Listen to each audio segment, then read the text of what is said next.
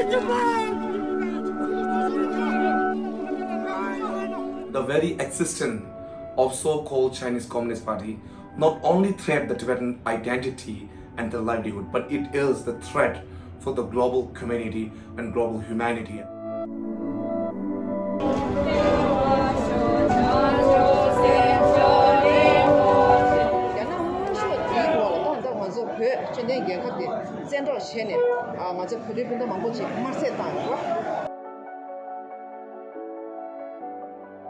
For us, this is Black Day in history, but for Chinese, it might be a matter of celebration. But we consider this as a century of bloodshed, torture, and oppression. Well, I think as a Tibetan, it's very sad that China is CCP is celebrating their 100th anniversary, and there is no proud of that. China has not gained the legitimacy from the Tibetan people. So that's why we are here to mark this day as a protest, as a form of protest, and defy Chinese illegal occupation of Tibet.